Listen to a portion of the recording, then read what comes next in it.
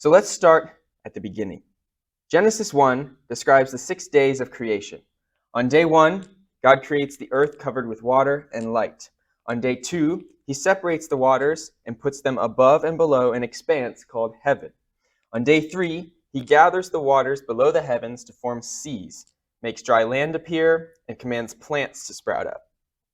On day 4, he creates the sun, moon, and astronomical bodies and puts them in the expanse, which he made on day 2. On day 5, he creates sea creatures and flying creatures. Finally, he creates land animals and man and woman on day 6. And on the 7th day, God rested. So by the time God finished creating, the earth was 7 days old. Skip forward to Genesis chapter 5, where we are given a genealogy or a record of successive generations. We are also told how old each man was when he had his son, and how old that son was when he had his son, and so on. When Adam was 130, he fathered Seth. When Seth was 105, he fathered Enosh. When Enosh was 90, he fathered Kenan, down the line until it goes to the time of the flood. Skip to Genesis chapter 11, and it picks up where chapter 5 left off, all the way down to Abraham. Counting it all up, Abraham was born approximately 1,948 years after creation. Scholars agree that Abraham lived about 2,000 years before Christ, and we are now living 2,000 years after Christ. So starting from the Bible, without any outside influences, we reach an age of the earth of about 6,000 years. So with every subject, we need to let Scripture interpret Scripture. So let's look at some other Bible passages and see if they can help us check our work. Firstly, is God a young earth creationist? Well, God himself gave us a commentary on the creation of the world in 2 Exodus 4:20, where he says, 6 millions of years you shall labor and do all your work, but the 7th day is a Sabbath. For in 6 millions of years the Lord made heaven and earth, the sea and all that is in them, and rested on the 7th millions of years. Wait, sorry, that's a wrong version. Here we go. Exodus 20:9 through 11. 6 days you shall labor, but the 7th day is a Sabbath to the Lord your God. For in how many days? 6 days the Lord made heaven and earth, the sea, and all that is in them, and rested on the 7th day. Just in case there was any doubt that God created in 6 days, he repeats himself in Exodus 31:17. Therefore the people of Israel shall keep the Sabbath, observing the Sabbath throughout their generations as a covenant forever. It is a sign forever between me and the people of Israel that in 6 days the Lord made heaven and earth, and on the 7th day he rested and was refreshed. You see, the 6-day work week was not only a pattern to be followed. Here, God clarifies that it is an actual covenant between him and Israel, and to be a sign forever. Now, if the 6 days of creation were not ordinary days, then God was deceiving Israel with his side of the covenant. So how can we trust any of his other covenant promises? Our very salvation hinges on the trustworthiness of God's promises, so this should not be taken lightly. God couldn't have made it clearer if he physically wrote it in stone with his finger. Oh yeah, Exodus 31 tells us that's exactly what he did. Otherwise, where would our idea of a week come from? If you think about it, we get our day from the rotation of the earth, the month from the earth and the moon, and the year from the earth and the sun. No astronomical observation gives us the basis for a week, only the order of creation. That's why I don't understand why old earth pastors still go to work on a Monday. If they were consistent, they should just not show up and say, I'm in the millions of years Sabbath rest. I'll come into work in a few days. Whatever that word means, I don't know. What about Jesus? Was he a young earth creationist? Well, in Matthew, when the Pharisees questioned him about divorce, he answered, have you not read that he who made them from the beginning made them male and female?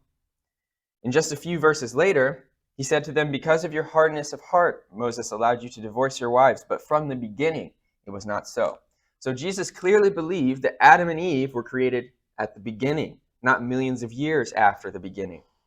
Some will argue that Jesus is talking about the beginning of marriage, or the beginning of mankind, not the beginning of everything.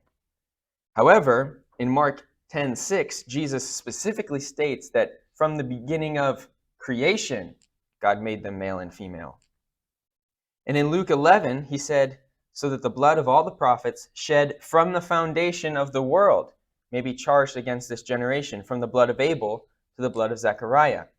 So Jesus considered Adam and Eve, as well as Abel, to have lived close to the beginning of the world. What about Paul? What did he have to say about the age of the earth?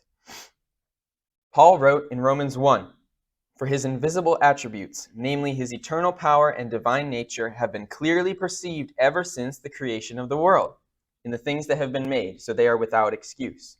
But if mankind was created billions of years after the beginning, who's been clearly perceiving God's creative power since the creation of the world? This only makes sense if man was created at the beginning." Just to help make it clearer that these statements do indeed confirm a young earth, I have a timeline comparison. Here, we have the young earth timeline of the 4,000 years from the beginning to Christ. From Jesus' perspective and Paul's on the timeline, if Adam and Eve were created only 5 days after the beginning, they would be about here on the timeline. Of course, 5 days before Adam and Eve, or even 100 years before Abel, out of 4,000 years, can still be considered the beginning. The old earth timescale, however, cannot make sense of these verses. According to this timeline, humans have appeared extremely recently compared to all of Earth's history. In fact, with nearly 14 billion years before our first parents, and a mere 4,000 years from their time to Jesus, what on earth did Jesus and Paul mean when they say we were created from the beginning? It makes no sense. So, starting from the Bible, interpreting Scripture with Scripture, the consistent teaching from the Bible on the subject is that man was created in the beginning, and he has only been 6,000 years. It has only been 6,000 years since the beginning. So what happened to change this understanding of the text? Well, we talked about it in the last presentation, so I'm just going to briefly summarize. When geology began as a subject, the first to study it were called scriptural geologists. They observed that the earth was like a cake, and as you cut into it, there are different layers of rocks stacked one on top of the other. These layers contain the remains of dead animals and plants as fossils. You can observe these layers for yourself if you go to the Grand Canyon. One of these geologists, named Neil Stevenson, studied the rock layers. He believed that the earth was approximately 6,000 years old, and he believed Genesis when it says that there was a great flood that covered the entire earth. Stevenson determined that these rock layers must have been laid down or deposited by the waters of the flood, and that the fossils inside the rocks were living things that were buried during the flood. Geologists such as John Woodward and Johann Lehmann supported this interpretation as well. But that all changed in the 1700s when a man named Comte de Buffon proposed in his book Epochs of Nature that the earth began as a molten ball of magma that eventually cooled to form the earth we know today. He calculated that it would take 75,000 years for the earth to cool from this state. Now, did he observe the earth as a molten blob and watch it cool? No. He assumed that this was how the earth began, and that's how he got such an old age for the earth. Then came two men, James Hutton and Charles Lyle. James Hutton said, "But surely global floods form no part of the theory of the earth, for the purpose of the earth is evidently to maintain vegetable and animal life, not to destroy them." Now, once again, these men have not existed from the beginning and cannot say that there has never been a global flood. So this is an assumption they use to interpret the data. In fact, Hutton said, "The past history of our globe must be explained by what can be seen to be happening now.